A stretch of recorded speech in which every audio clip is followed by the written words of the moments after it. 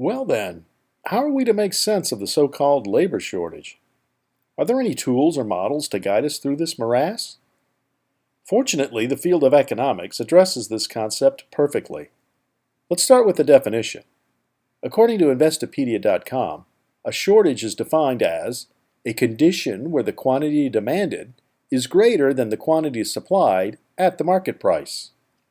In other words, at the current price for the service in the marketplace, the quantity of workers demanded by businesses exceeds the quantity of workers supplied by households. All right, let's put this in a way that makes sense.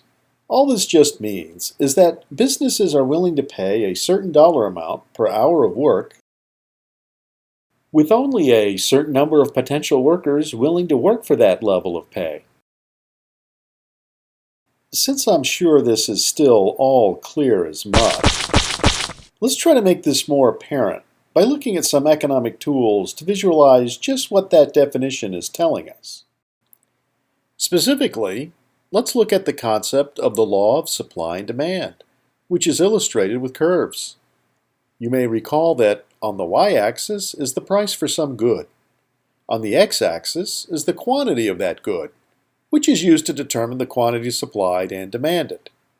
The supply curve shows the total amount of a good made available in the market by all the suppliers across different prices. Similar to the supply curve, the demand curve shows the total amount of a good desired by buyers across different prices. When both curves are examined, the concept of interest is market equilibrium, which lies in the intersection of the demand and supply curves. Essentially, suppliers produce the exact amount of goods demanders are willing to purchase. The equilibrium price and quantity are found where the quantity supplied equals the quantity demanded at the same price. The concept of equilibrium is important because it shows that suppliers produce the exact amount that buyers wish to purchase at a specific price, while the buyers are perfectly happy with the amount supplied at the given price, with no surpluses or shortages resulting.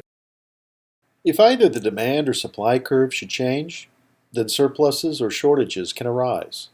So if for some reason consumers of a good desire less of that good, the demand curve would shift to the left to show a decrease of purchasing desire. At the old equilibrium price, buyers would purchase some lower quantity of the good than at equilibrium, say Q sub D. But the suppliers still want to provide equilibrium quantity at that old price. Therefore, the difference in the amount supplied and the amount demanded identifies a surplus in the market, at least in the short run. What if consumers of a good desire more of that good? Well, then the demand curve would shift to the right to show an increase of purchasing desire. At the old equilibrium price, buyers would want to purchase some higher quantity of the good than at equilibrium. Again, say Q sub D. But the suppliers will still only provide the old equilibrium quantity at that old price. Here, the difference in the amount supplied and the amount demanded identifies a shortage in the market, again, at least in the short run. Okay, so we've just seen a potential cause of a shortage. It can occur just from the consumers of a product, such as businesses wanting workers, demanding more of that product, but at current price levels. That is to say, wages. One way to eliminate the shortage is for prices, or wages, to reach a new equilibrium. And voila, no more shortage. Starting again, let's look at another possible cause of a shortage.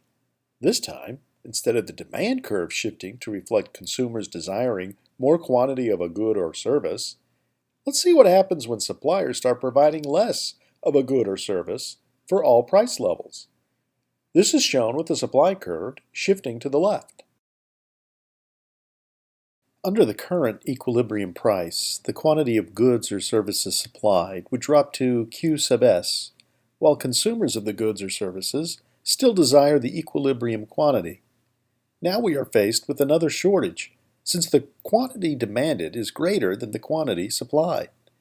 If this were depicting the labor market, then this would be showing that fewer workers are willing to work based on prices, perhaps due to workers leaving the market altogether, or workers' desires for other types of benefits, such as flex time or health care. Now, allowing the market to adjust, the new equilibrium price increases, while the equilibrium quantity decreases. Notice, with the price increase, which could be dollars per hour or some combination of benefits, equilibrium quantity drops but the shortage no longer exists. That's because some of the demanders are willing to pay more, while others see a decrease in their desire for the goods or service.